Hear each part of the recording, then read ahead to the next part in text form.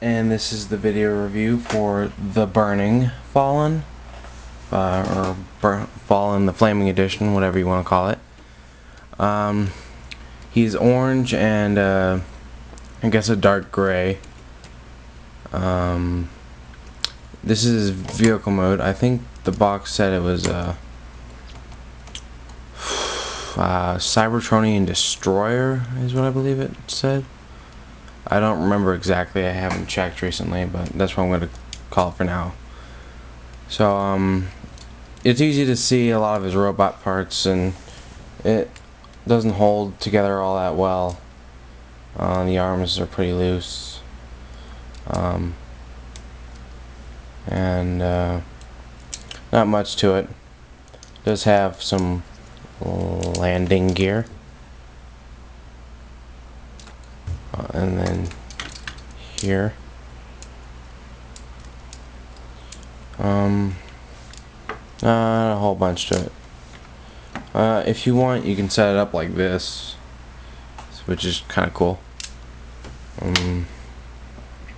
And to transform him, you want to lift up his arms and fold them back.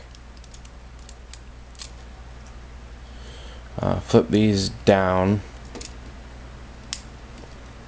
which I kind of pretend they're guns when he's in robot mode, but that's just me. Then you want to unpeg his legs from the side and rotate them down. Flip these spiky things in. Fold this down. Twist this bottom part around, and then you want to bring his arms down.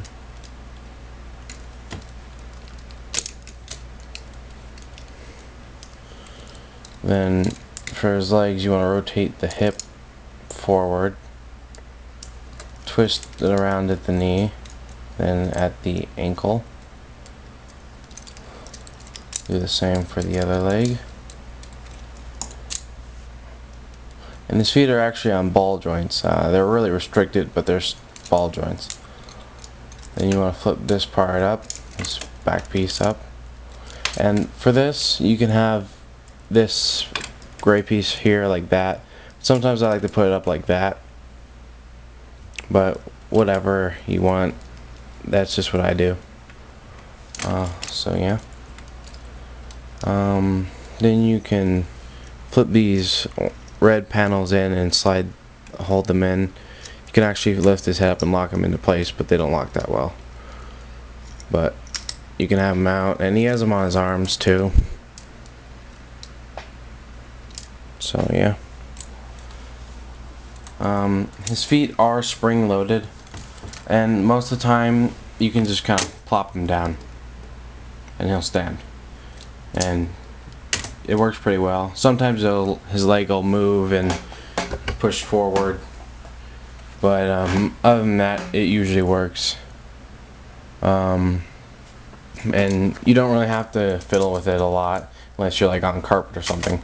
He just plops down. And he does have a feature that makes him more movie accurate. These little things on his arms will connect to the ones on his waist.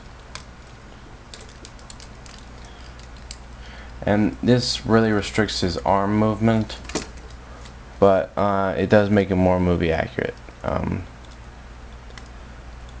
I personally don't really think it's worth putting on there, but there are some people who really complain about that, so I understand why they did it. And you can also, if you have this up on his back, you can just fold them backwards so they're out of sight. And then it kind of looks like he still has them because that thing's up.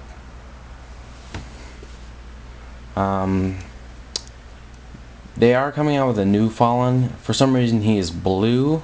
I have no idea why. But he does come with a removable face and a staff. And they all kind of have a removable face. It slides up on a clip that is right under his head. if you get it right, and I wouldn't suggest this because a friend of mine tried it and he broke his, had to glue his face back on, but mine does come off. It just has this little clip on the back. But I wouldn't suggest it because it can break very easily if it's not connected the way mine is. That's about it for robot mode.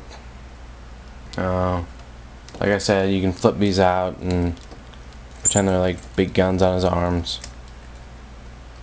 That's just personal preference.